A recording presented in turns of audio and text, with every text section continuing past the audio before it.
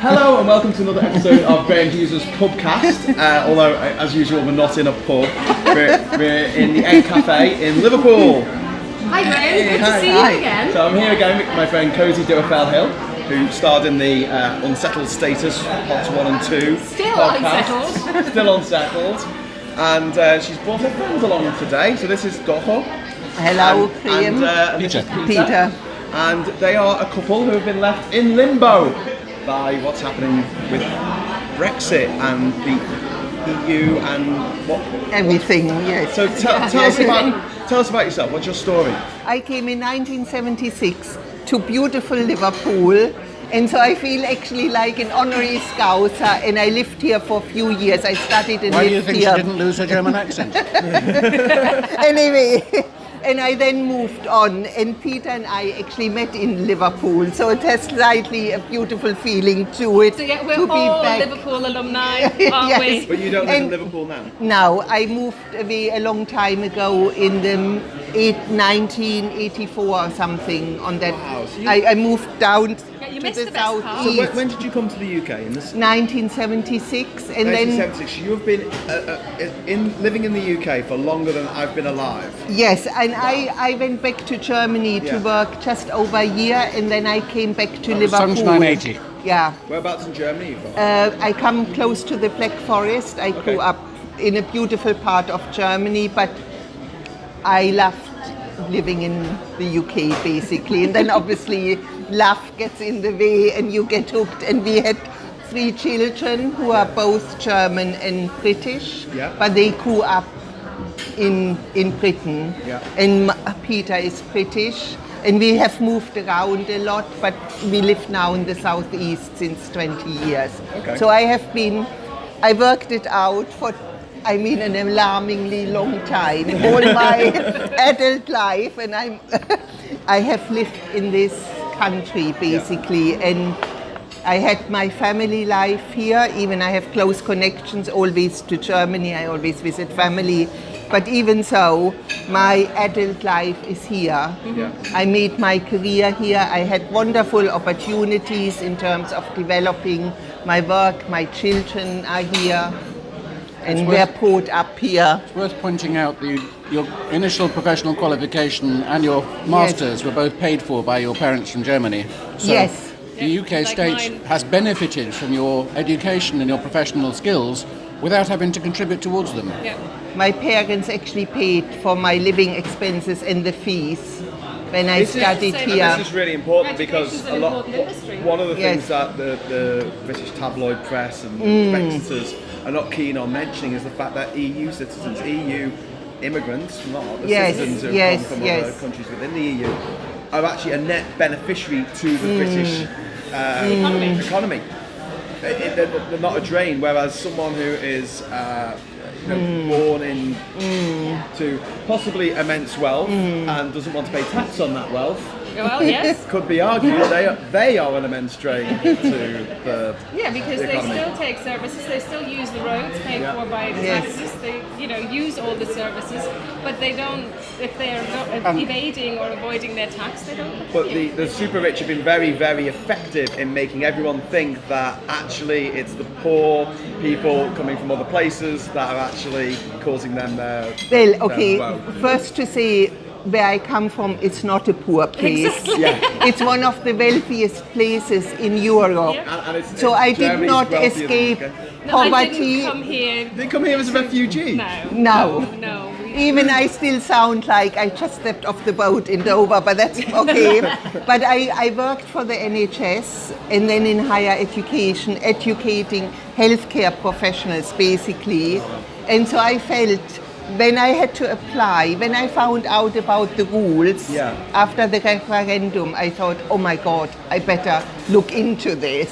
Yeah. And then So you to make yourself safe, you got Yes. citizenship, didn't you? I got citizenship. So I looked into getting citizenship, and then I realized that being married for 30 years And having worked and paid taxes and worked in public services and looked after the most vulnerable people of this country. 30 years of national insurance records which weren't recognised when applying for permanent residence. Yes, Sorry, doesn't 30 years of national insurance contributions were not recognised. Well, not because I still applied for permanent residence. Under the permanent residence rules, settled national insurance payments weren't recognised as evidence that you'd been in the UK.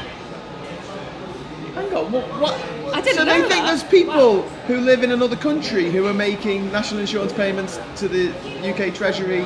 That was for Taxman, sorry, permanent residence. For permanent residence, you had to show that you were exercising treaty rights, so that you worked 5 years continuously and that you earned enough money as So well. your income had to be meaningful.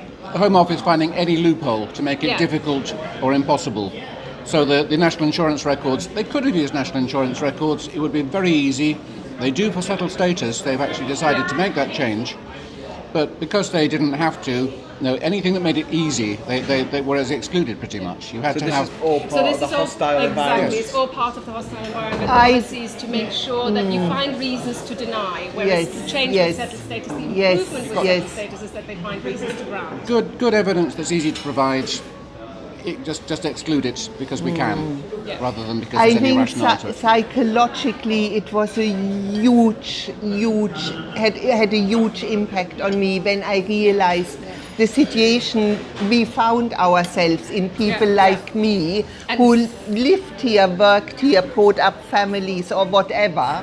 Not meaningful. So looking after children, which is one of the most crucial things that as a society we need to do. Anything that counts as paying tax.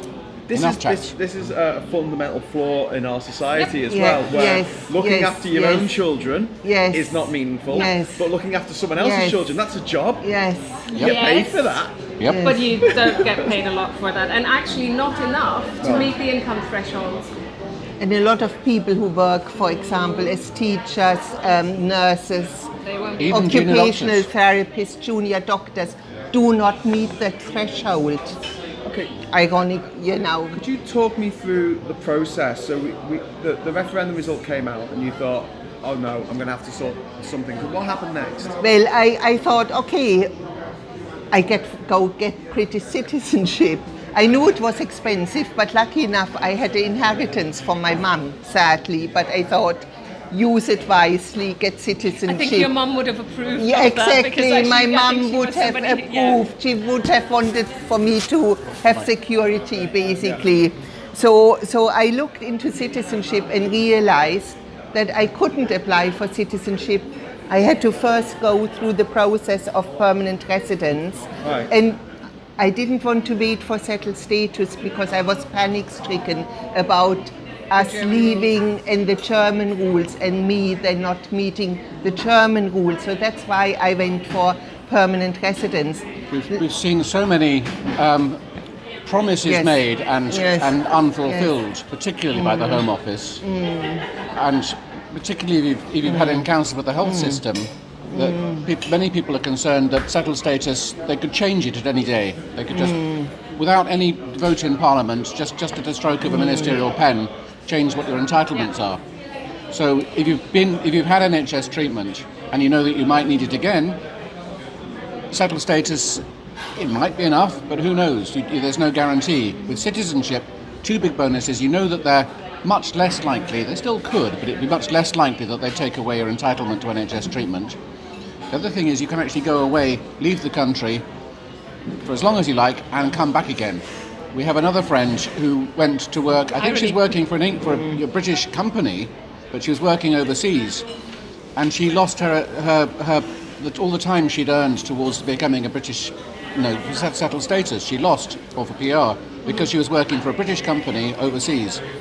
So if you think you might want to go, there are cases of people who had to go and look after unwell or disabled elderly relatives or whatever, gone overseas for that, come back and told, sorry, you stopped the clock, you had to restart the clock to getting your settled status again now. Oh my word.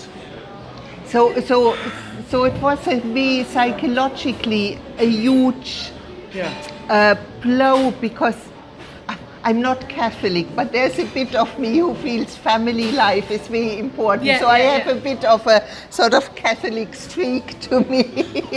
Sort of, and for me, family was always very important, regardless. I think it is for most people. Yeah, for regardless of most religion. people, because after all, especially when you are a foreigner, your family, which you created in this country, is even more important probably than when you are just staying where you live. So were you rejected for Permanent Now, residence? I got permanent residence. Lucky enough, I had worked enough years, and even I had interruptions. I managed to get enough years where I You had managed continuous. to find a 5-year period. Yeah. You have to have. Yes. It can be any 5 years Yes. for your qualifying Yes. period, but it's got to be 5 years in one go. In which you have been And working then I full-time, still or had at to least- show residence afterwards. So I got paperwork together, believe it or not, for 18 years. How many kilograms of paperwork did you Well, send it them? wasn't too bad. I was quite selective Oh, right, at the end, and I didn't weigh it. But because I'm messy and very un-Germanic, it was There are the reasons best we left, point. right? It were was messy the best Germans, thing. unbelievable. Now I found the paperwork xenophobic. because if I would have We been had done a super- cull of old tax statements and things like that, and old pay slips, Yes. because why do you need to keep your pay slips for that many years? Nobody does. But lucky enough, I found But enough fortunately we to had. prove that I had worked. It's only because we hadn't thrown away paperwork that everybody says you don't need to keep. Exactly. Yeah. Only because you're messy enough to shove it in a box somewhere. Exactly. So it And there are was things good. like they won't accept copies of bank statements. You have to have the originals. Yes. Quite how it works for people who do internet banking, I'm not certain. If you do Yes. internet banking and You you can get your usually statements download online, PDFs. you can. Well, we were told that you had to submit the original statements as posted by the bank, and printouts that you printed out yourself didn't count. So That's changed with settled status. with settled so- status, that's changed. With PR, Yeah, it was but that's with PR, how it was. like that. Compared to PR, settled status has had some improvements. Yes. So Don't just spoil what's the the next leaflets. step after? So you have to go through all that just to get permanent residence. Okay. And what's the next step then? to So get because- naturalized. I could do that very quickly because I was married. I didn't have to wait for 12 months. Normally you have to wait for 12 months. That's once you've got settled But status. yes, PR, but in this case. once you got PR or settled status, if you are married to a British citizen, you can apply immediately. The only which difference it makes being married to Yeah. Okay, this just absolutely just melts my brain. I can't get my head around it. So the government is basically saying you have lived in the United Kingdom for 40 years, you're married to a British citizen Yes. for 40 years, Yes. but you were just doing that because in the 1970s you had a crystal ball and you saw that in the future you could get British benefits that you didn't deserve in the future after living here for 40 years. This is a No, they sham don't marriage. put that much thought into This it. is a sham marriage. You're only together for the benefits For that you 30 could get years. once we Brexit. Oh, but And you once, look at and once you paid in 30 years of together. national insurance payments. Yes. It's like you're the worst criminal ever. That's just Yeah, like the worst that's plan I've exactly ever how heard I to felt. I felt screw the like British a little taxpayer. commodity who obviously didn't work hard enough in this country. Yeah, And not everything good enough else working about my life wasn't important. The thinking behind not letting people stay Yes. here just Yes. if they marry Yes. a British Yes. citizen is to stop sham marriages from Yeah. happening. Yes, That's the yes, reason. yes. Why would anyone from a European Union Yes. country have a sham marriage They with a wouldn't. British person? They wouldn't. They They're wouldn't. coming from a richer country, for Christ's sake. Yes, yes. As a matter of fact, With Peter's better social now. care. He might need me rather. I'm glad to go absolutely. if we decide to Brexit return to Germany, which had always talked about possibly retiring to Germany. So that might be much harder for us now. I won't have an S1. I won't. Yeah. It would be quite hard. Could you explain what S1 is? S1 is for people who are over retirement age, and it means that they get their full pension and they get the equivalent of NHS, the equivalent of insurance in the country they're residing in, as though they'd been living in that country all It's their going to life. affect So- millions of Well, there are British so people. many British people overseas who are relying on their S1 Yeah. for healthcare in Spain, And- in other EU countries. And I mean, just to say something about myself, I worked in healthcare. I worked with older people. I'm very aware of the statistics. The older you get, the more likely you need health and social care. It's just one of those things of We've got an life. aging population Well, yeah. in Exactly. the UK, haven't we? And exactly. There's this sort of time bomb that existed a few years Yeah. ago where we were worried that there weren't enough young people to look after the old people effectively. If I'd prepared for this, I'd have come with the stats in my head, but I know that about 7 or 8% of healthcare workers and a higher proportion of social care workers, particularly in the more populous parts of the country, in the are southeast EU citizens. And with the falling pound, they've got less reason to stay here. And with the antipathy towards EU citizens here and those for all sorts of other foreigners. reasons, many of them, I mean, we are amongst ourselves, amongst our group, we know many people who were working in this country, had no intention of leaving. Brexit came and they've gone. And they're heartbroken to have left. Yes. They are absolutely heartbroken and struggling to adjust. I was at a medical student reunion last night from my cohort. We graduated in 1984. And We should maybe say you are a medic, aren't you? I am a doctor. Yes. I'm a doctor in public health. And the talk around the table was all about, I'm really frightened because there's nobody coming through to replace me when I retire in a year or two's time. The number of people going into medicine and staying in medicine and not going abroad because the terms and conditions are so much better and the workload is impossible in this country. Yeah. And that's just doctors. And it's worse for nurses, carers. So people aren't staying in the caring professions because it's so badly paid. Yeah. Which is all Underpaid and undervalued. And of course, the government, the Tory line is we can't afford the NHS. But if you think about private insurance, is going to cost you a hell of a lot more. It's much cheaper to pay a bit more tax and get it on the NHS than to pay private insurance. But of course, the government, Tories and their friends won't make profits from selling you insurance, which is why they want to run down the NHS. There won't be shares. But that's to all make part profit of the on. same thing. It's not obviously that doesn't relate to the EU citizens living here. That's part of that. It's all part of the same thing. How the Tories can make more money for their friends. But I mean, one reason why I got naturalized, because I had cancer. I was diagnosed with cancer in 2010. So I know what it's like to be basically well. You walk around the streets thinking you are well, you are happy, you are whatever. And the next day you sit in the doctor's office and you are told you have cancer. So I know how quickly life can change. And obviously I'm very aware that cancer treatment is very expensive because you have scans and blood tests and surgery and chemotherapy and radiotherapy, and it's quite demanding. And this partly why I had sleepless nights with the uncertainty, and I'm sure lots of people go exactly through that who live in continental Europe, because if you don't have certainty how your health care is provided, if you still will be entitled to health care, it is excruciatingly painful. I had so many sleepless nights thinking, what can I do? You can't get privately insured in this country because they exclude automatically pre-existing conditions. Absolutely. So basically, should my cancer recur, and every cancer patient knows this, that you are at risk and you are at higher risk. Yeah. And you celebrate every year that you celebrate every year.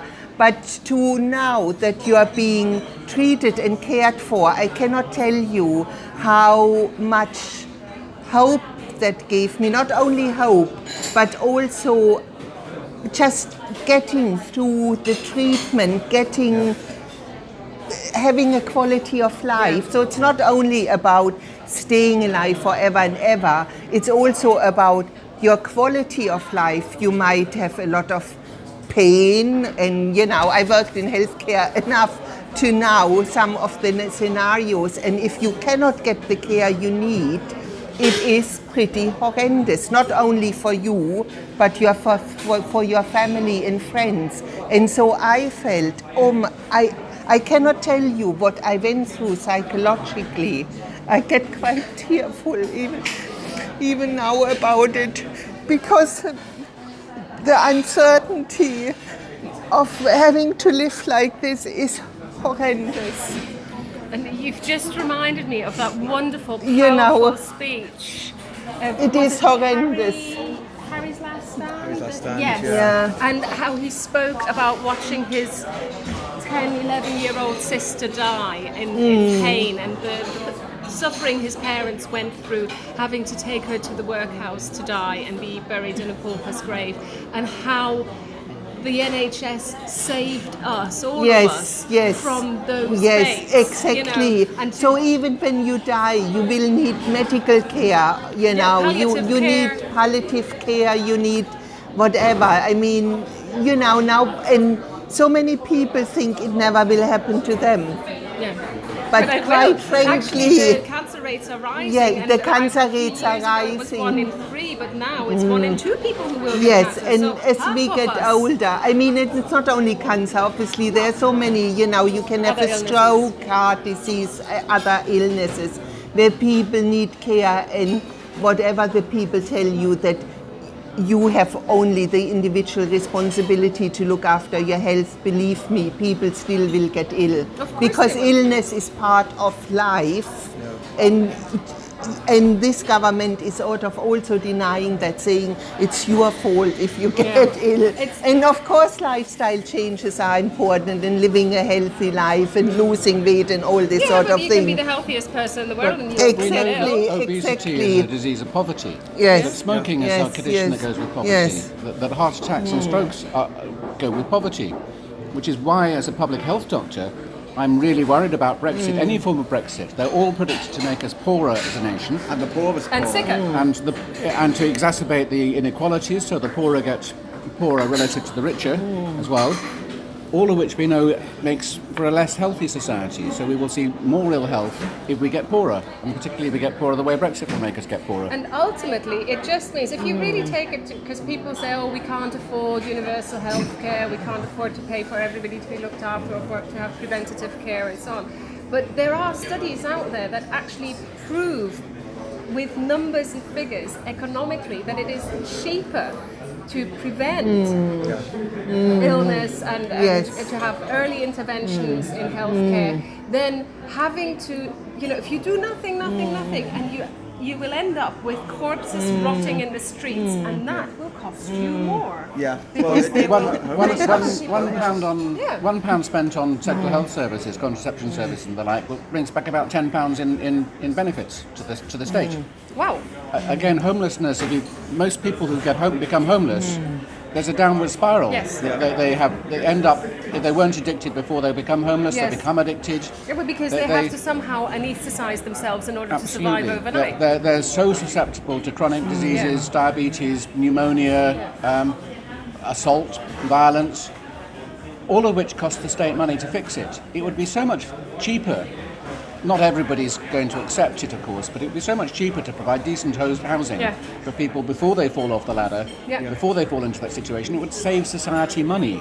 But it's because we stigmatise homeless people. We say, oh, it won't happen to me. There must be some feckless, stupid person who deserves it. Also, do you see the rise in homelessness over the last 10 years as something that the government is doing on purpose to say, keep in line, keep your head down, don't make a fuss, don't make a scene, or this is what's going to happen to you every time you go out. I don't think it's quite as deliberate as that, but it certainly does seem to be associated with increased austerity. It is the effect, and just as there's a hostile environment towards immigrants, there's a huge hostility towards benefit claimants, all the people being sanctioned and the like, for trivial. Both of our sons, who were on benefits for a short period, were tricked into being sanctioned. Told to come on a day, then told, oh no, come on another day instead, by telephone, so they couldn't prove it. And then when they came on the day they'd been told to go instead, they were sanctioned for not having come on the first day. Happened to both of my own sons, so we know if it can happen to highly intelligent, articulate young men, what's going to happen to studied as well, what's going to happen to people who aren't as maybe they haven't got the experience of playing the system that other people might have, but if that's the way the system treats you, what can you... Well, I presume that's quite possibly motivated by caseworkers having targets to meet. Yes. And getting bonuses if they sanction so many people. Wow, like traffic wardens. Yeah. In that vein. So, shall we get back to naturalisation? Oh yes, naturalisation. Because I am still thinking about it. I'm still struggling with it, and I mean, apart from the fact that and struggling to find the money, which is £1,330 for the initial application. And they can say no. Yes. So Yes. You lose your money. It's a £1,330 Yes. That's just gamble. for the application form. And you can lose that basically Yes. if it doesn't Then get you have to accepted. do the life in the UK test. Yes. How much is that now? I think I paid about £50, Yeah, a lot but of it people might have have to do gone it up. twice. I don't know. Somebody Yes. told me you've got And to that's one of calculate those that you're going to do tests it which twice. doesn't test anything meaningful. It's There a are pub quiz. questions. It's Pub quiz. like a pub quiz, but the discrimination, its ability to discriminate anything meaningful is it doesn't exist. It asks you stupid questions, Yeah. which most British people wouldn't know the answers to. You just have to Have you done read one? the book. No, but I was talking to Professor Tom Brooks a couple of weeks Yeah. ago, and he's the Dean of Law and Government Okay. in Durham University. Right. And he was telling me until 2013 you could do the test in Scots Gaelic and Welsh. Oh, right. And you can't do that Oh, anymore. right. I don't know. I know you can still do the ceremony in Welsh. But Oh, right, I don't know okay. about the test. Oh, maybe it's not the test, maybe it's the You language. can definitely You've do got the to speak ceremony in Welsh because I can Okay. introduce you to somebody All right. who did. I think you've got to have English as a language. You used to be able to have Welsh as well. and There's a Scots language Gaelic. test as well. If you haven't got a degree from a British university, you have to do a language test, which is 150 quid for about 10 minutes. Yes. So did you have to do that? No, I you- didn't you have to do qualified it because here. I had a British university degree, so I Yeah. escaped So that. I won't have to do that, but my friend who has a Yes. German master's degree in comparative linguistics with English, Anglistic, Yes. and Welsh, and is a fluent Welsh speaker as well as a fluent German and English speaker, had to sit the language test to prove his B2 English, and I can tell you he felt utterly humiliated. He spits feathers about it. And this is the chap who then, as a matter of principle, went and requested that his ceremony was held in Welsh. And in Mold Town Hall, they get to go to the strong room to get the text out because nobody else had ever used it before. Excellent, good on him. I could have done the ceremony. I can read Welsh fantastic. phonetically. I used to read to a friend's daughter and read her Fireman Sam books in Welsh because. But then on top of it, you also have to add the travel costs Yes. to get to the language test. Yeah. It obviously takes Time off time. work. You need to book it, and if you don't turn up, you lose the money. And the And so on. ceremonies, actually, there are different price bands for the ceremonies. I heard of somebody Yes. else that if you book it at a time that is particularly popular, or there's Yes. lots of people, it's more. It's like £200, and different locations have different prices, stuff like that. And of course, you have to swear allegiance to the Queen. And now I don't have a problem with that, but I've got a lot of friends around here in Liverpool who are British citizens and aren't Republicans who really take it. But yes, Anyway, at the ceremony, I have to say I went to whatever. And the person who did it, she was very welcoming. She gave a very nice speech. And then you have to stand up and you have to say I, and you say your name, and then the oath is being said together. So you can, lots of people mum. Mum.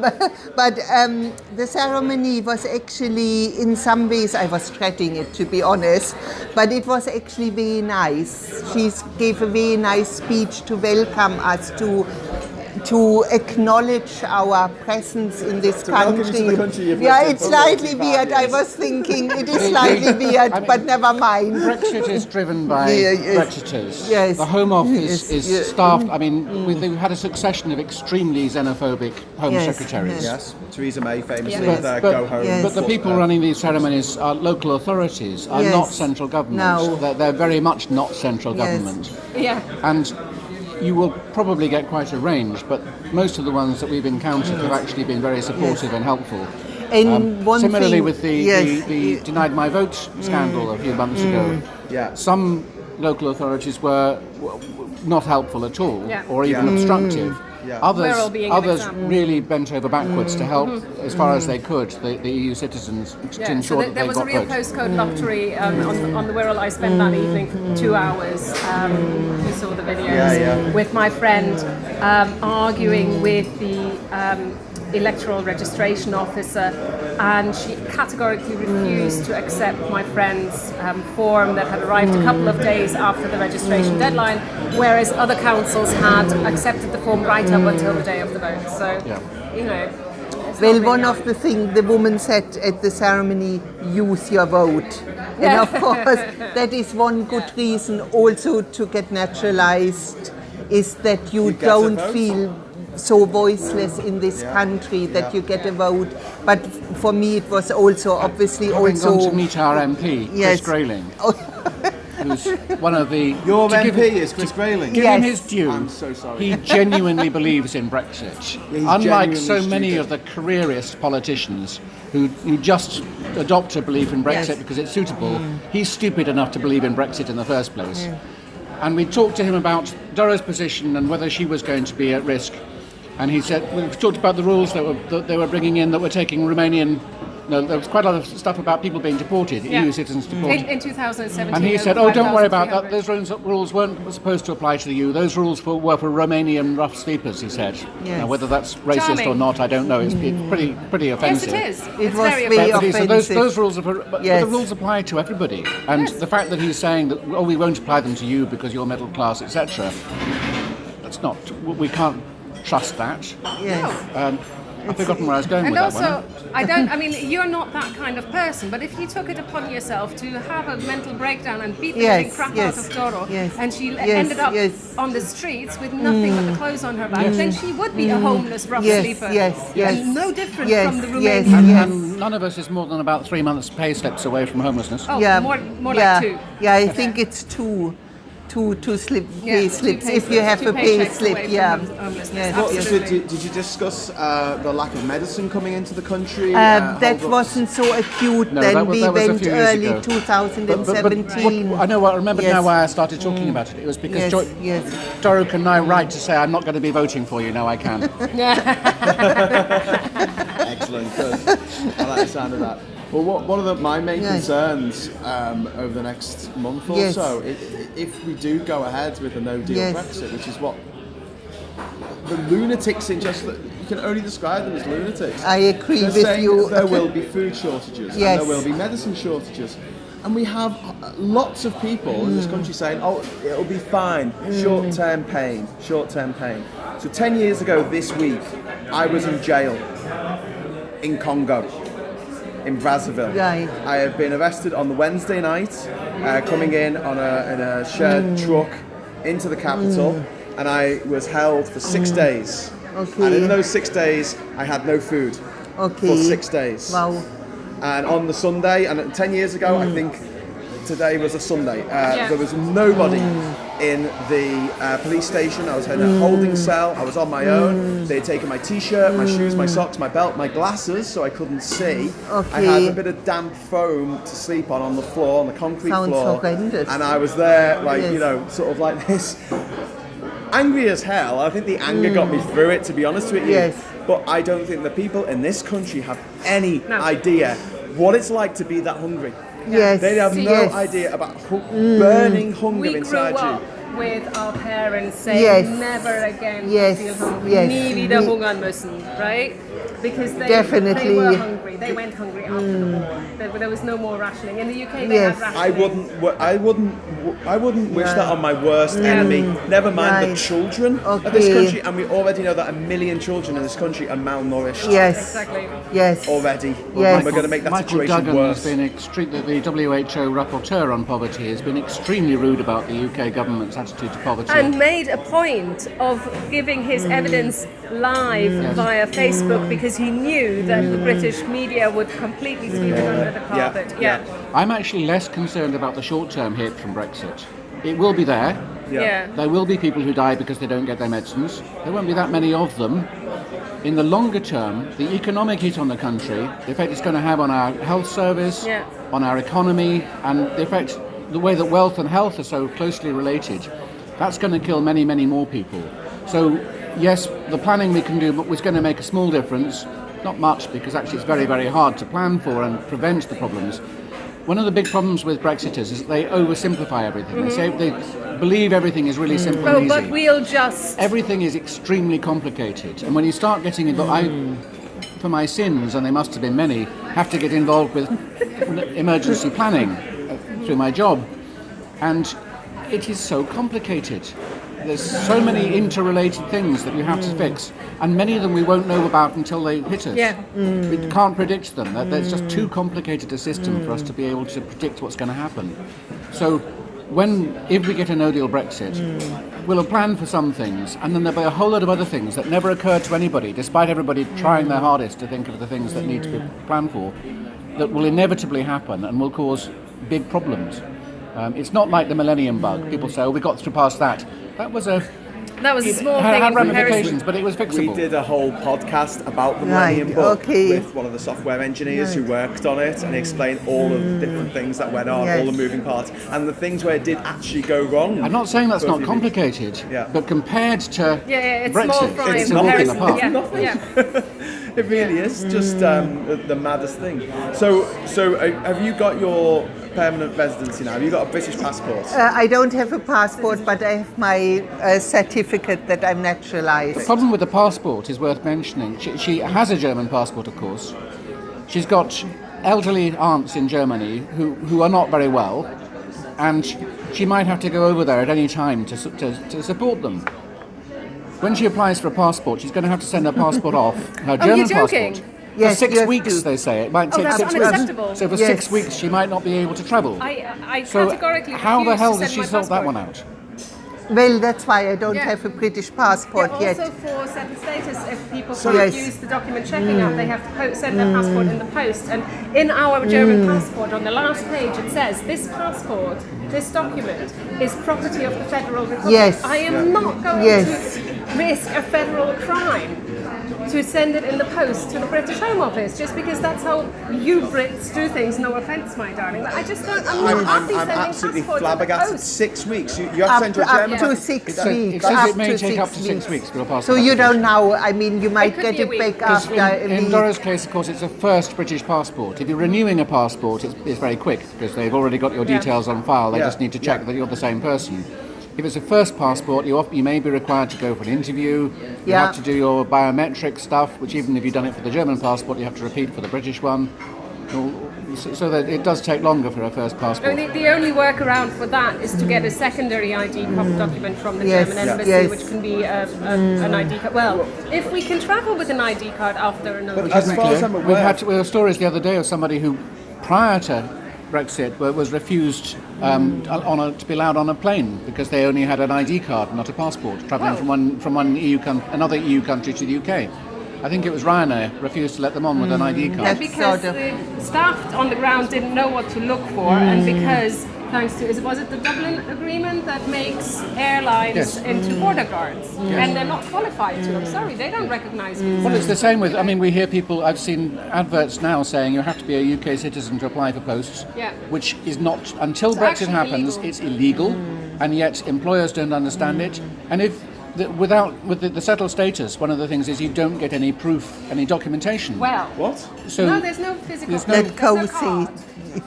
So, as I said, I got settled status and I'm still considering naturalisation. And with settled Yes. status, this is the situation I'm in. So I thought, right, okay, so what happens now? So I went through the process of getting proving my right to work. So there's a website, .gov.uk/prove right to work.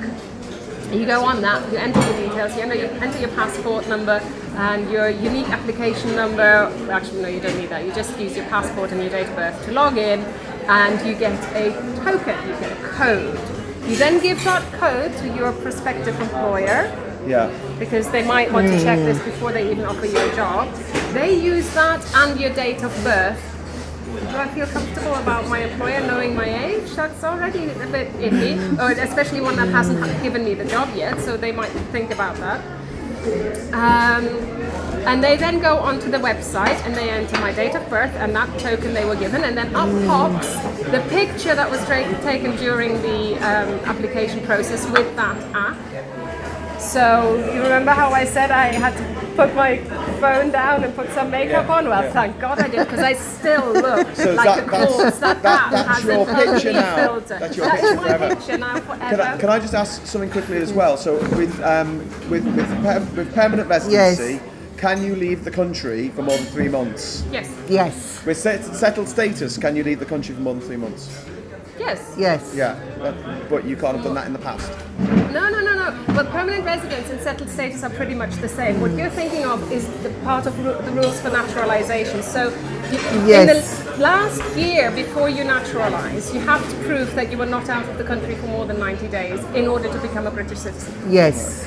So you have to prove, and actually in that one you have to prove your presence for 270 days. It's quite stringent, you know, and you really have to list. Like, so one friend of mine who works for a German company, but she works in the UK. And, you know, this is somebody who pays a lot of tax. She certainly has the pockets deep enough for all of this. And she's really struggling because as part of her job she has to go for like a couple of days or a week here or there, and she has to prove every single time she went on a business trip in the 12 months preceding her naturalization.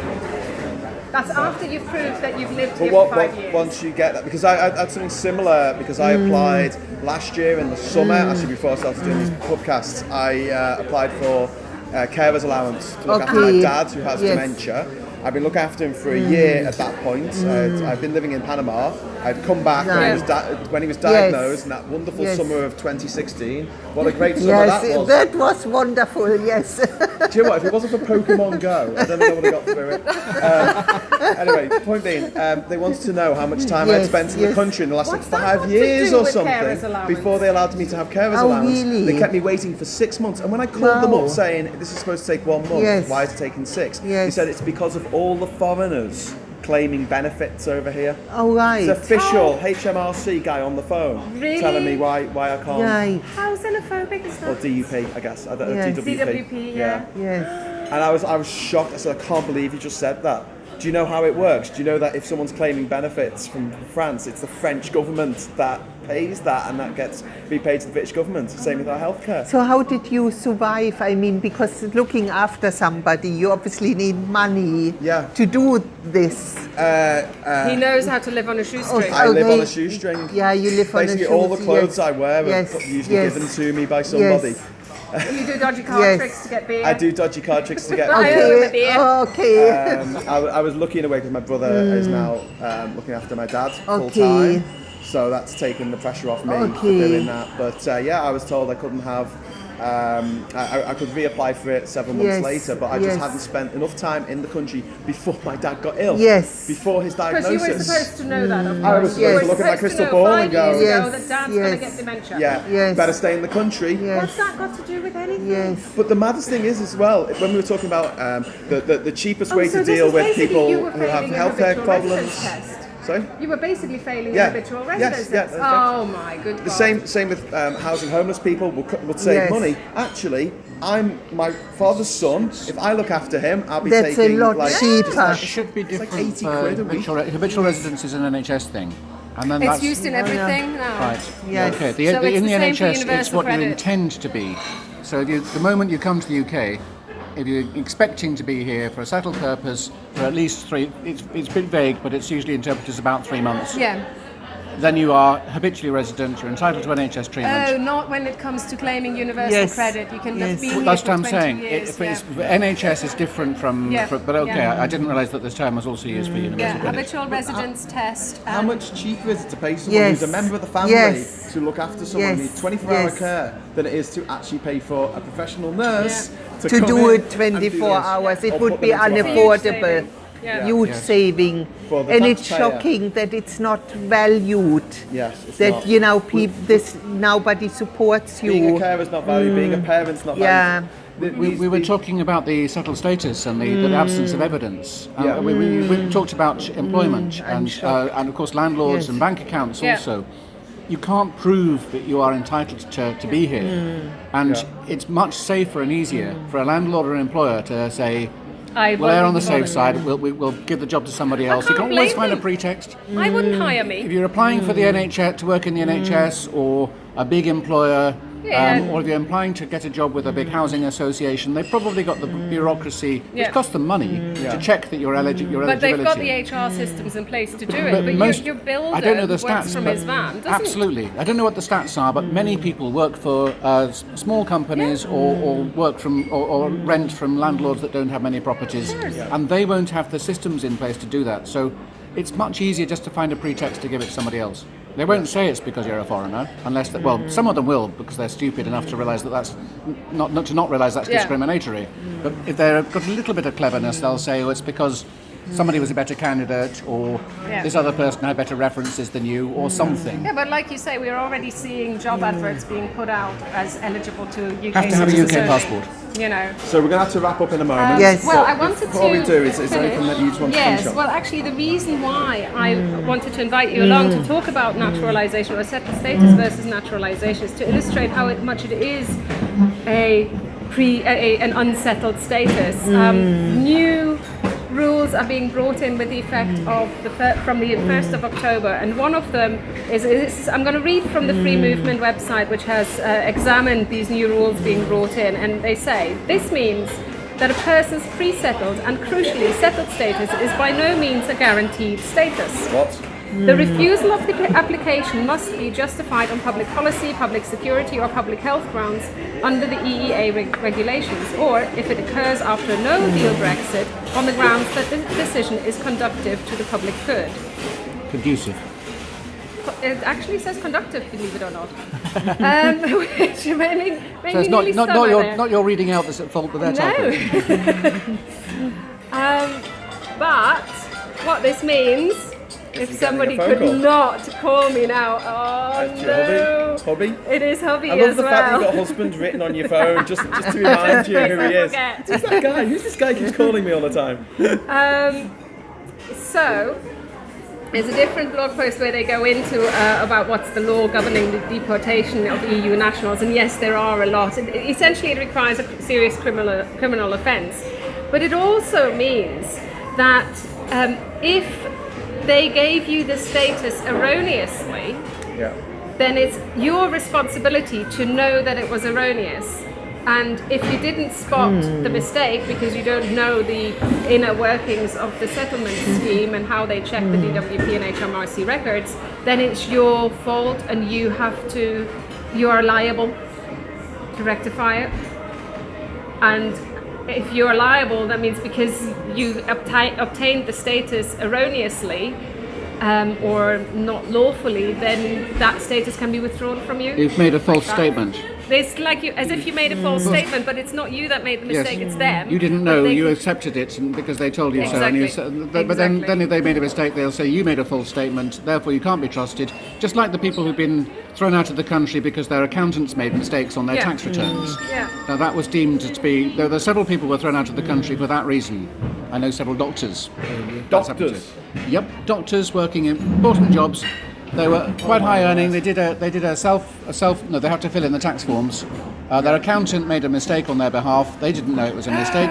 And then they've been thrown out of the country because of a mistake on their tax form which showed that they were liars, according to the Home Office. And that means you can't apply for citizenship, isn't it? Yes. Once Of you are course.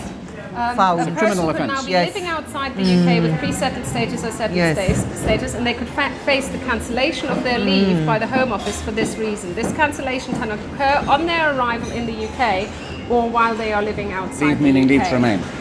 Leave to remain, yes, because that's what settled status is. It's Not indefinite leave going to on, remain. as in going on leave, going on holiday. No. But immigration lawyers know too well that Home Office decisions are sometimes of very poor quality. They often do not apply the public policy, public security, public health grounds or public good grounds properly, lawfully and correctly. An EEA citizen or their family members must have done something wrong to warrant the Home Office attention in this way. But we often see the Home Office trying to cancel leave because of very minor offences or actions. This does leave individuals rather vulnerable to poor decision making, and this decision making happens by border guards, individual border guards at the border control. I know, I've gone through this and trying to get into America. Oh well. Being grilled for 4 hours. Oh, right. How many eyeballs, printers and my DNA checked and my inside leg measurements, and then they told me I wasn't allowed to come in anymore because I'd been to Sudan. Oh wow! I was talking to somebody who's done a lot of work for the British government on sorting out countries where there are problems, particularly public health ones. Yeah. And he spent a lot of time in various Middle Eastern countries. And the government has now provided him a second passport, which doesn't have all his visas in it, so that he can do it. But he was denied. He was denied entry to the United States when going there on UK government business. Because he'd done UK government business in other countries. I'm not willing to risk getting another passport because the details. I've got 7 passports. I think I've got through, but if I get a new passport, obviously it'll have no record of me going to Sudan. Yes. In fact, the one I've got at the moment doesn't have any record of me going to Sudan. But they will still be electronic records. There'll be electronic records, and also, I mean, the fact that I've visited every country in the world is a public record. You know, so that worries me. Turning up in America, they're like, "Oh, you're an illegal asylum seeker trying to gain entry to Disneyland." And I could end up in jail in America. So I am just steering clear of that big space in North America. Go to Canada, go to Mexico, just a big splodge in the middle. Until their politics change. Until things calm down in 30 years' time. Anyway, guys, we have to wrap up, I'm afraid. But thank you so much for coming along and speaking to us and telling us your story. Keep that on a little bit. And Cosi, what are you doing next weekend? I don't know yet, but I've got a funny feeling that I'll be seeing your smiley face again. Shall we go out in Liverpool and see if we can get any Brexit voters to tell you to go home? No, you'll be hard pushed to find any in Liverpool. I want someone to go, oh yeah, you're really lovely. Now go home. Go on then, let's see if we can find let's see if we can do that. All right. Okay, all right, you're on. Thank you so much for joining us. Thank you. Thank you. Thanks for having us. Always. I'm usually end this with a drink, but I don't have any tea left. Let's go and just say to the EU. Yeah, to the EU. To the EU.